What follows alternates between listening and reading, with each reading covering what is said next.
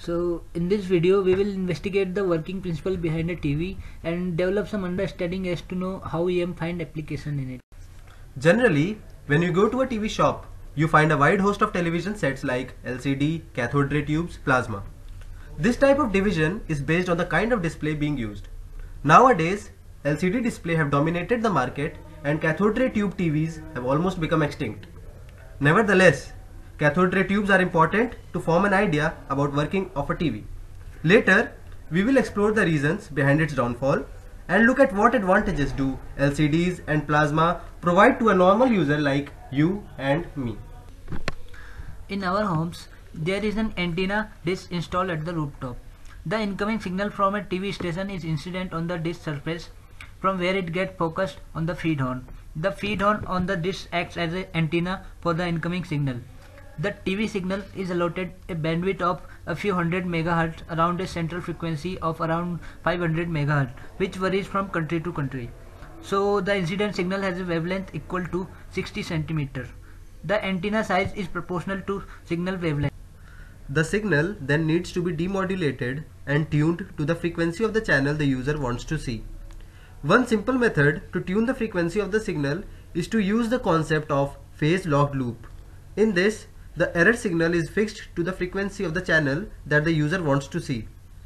The input frequency is varied until it becomes equal to the error frequency. At this stage, frequency is said to be locked, which is the demodulated output. The demodulated signal then needs to be reproduced into video and audio component. Both components are processed separately. Firstly, the signal passes through a preamplifier and the amplified signal is then separated into its constituent. Audio processing utilizes the surface acoustic wave, that is a SAW filter, to convert signal into an acoustic wave. After some decoding and amplification, we get the audio through the speaker.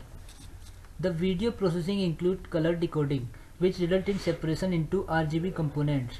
It is then fed into RGB amplifier in case of cathode ray tube and in case of LCDs to line and data drivers.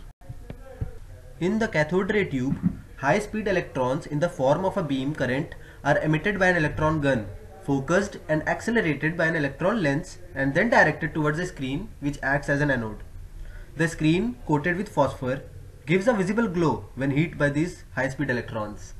Cathode ray tubes used for color display have three separate guns, one for each primary color, to bombard on a screen coated with three different types of phosphors. The three phosphors are grouped in triads or line formation. When these phosphors glow at different color intensities, the human eye is deceived to perceive the colors at the same point, and effectively we see a mix of three different color intensities as a single point.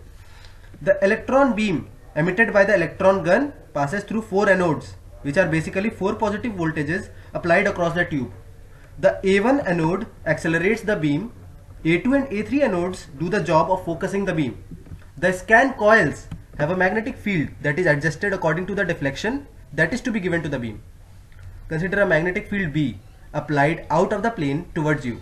Then according to Fleming's right hand rule, deflection would occur in the upward direction, as you can see in the figure. In this way, the beam scans the whole screen from top to bottom in a time which is barely discernible to our eye. This gives the effect of motion picture. Why are LCDs so common these days? Mostly because they come in a flat display and they require less power. LCD unit used for flat panel displays employ a matrix structure in which the liquid crystal, that is the LC cell, forms a pixel cell. The principle of polarization of light is used to control the brightness of LC cell.